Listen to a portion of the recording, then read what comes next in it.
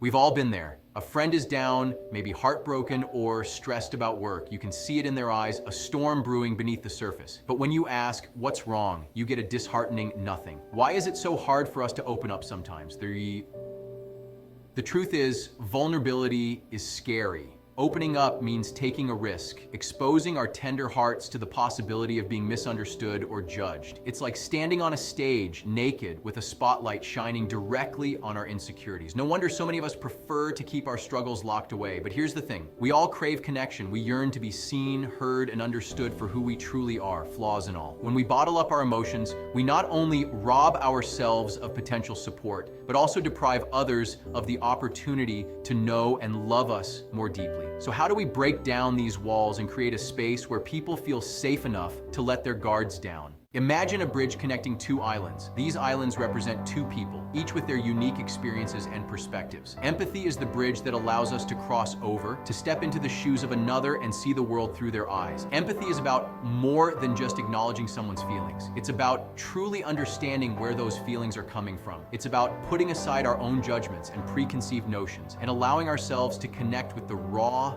human experience of another. When we approach a conversation with empathy, we create a safe space for vulnerability. We send the message that you are not alone in this. I may not have all the answers, but I'm here to listen without judgment and offer support. Have you ever been talking to someone,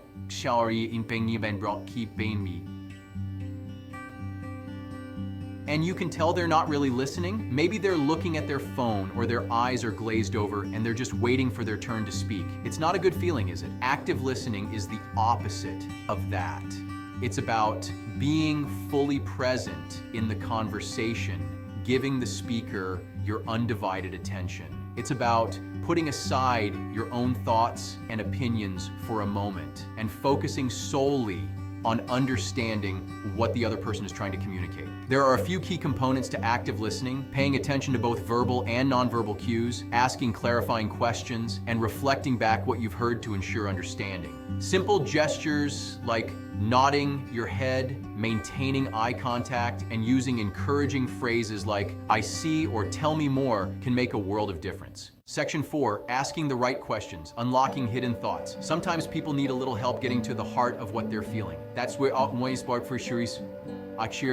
open-ended questions come in. Unlike closed-ended questions that can be answered with a simple yes or no, open-ended questions encourage people to elaborate, to delve deeper into their thoughts and feelings. Instead of asking, "Are you okay?" try something like, "What's been on your mind lately?" or "How are you feeling about everything that's going on?" These types of questions invite reflection and give the other person the space to share as much or as little as they feel comfortable with. Remember, the goal is not to pry or interrogate, but to create a safe and welcoming space for them to open up at their own pace. Section 5, building a safe haven where vulnerability feels like home. Creating a safe space for vulnerability is like building a cozy haven where people feel comfortable letting their guard down. It's about establishing trust, showing empathy, and making it clear that judgment has no place in this space. Start by being mindful of your own body language. Uncross your arms, make eye contact, and lean in slightly to show that you're engaged and present in the conversation. Create a calm and inviting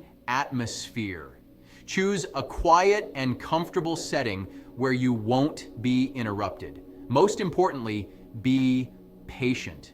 Remember that vulnerability is a process, and it takes time for people to feel comfortable enough to share their deepest thoughts and feelings. Don't force it. Just be present, be supportive, and let them know that you're there for them no matter what. When we create a space where people feel safe to be vulnerable, we open the door to deeper connections, greater understanding, and ultimately more fulfilling relationships. Remember, we're all in this together. Let's be there for each other, listen with open hearts, and build a world where vulnerability is celebrated, not feared. Thanks for watching. Stay tuned for more. Kasen si tiber beep.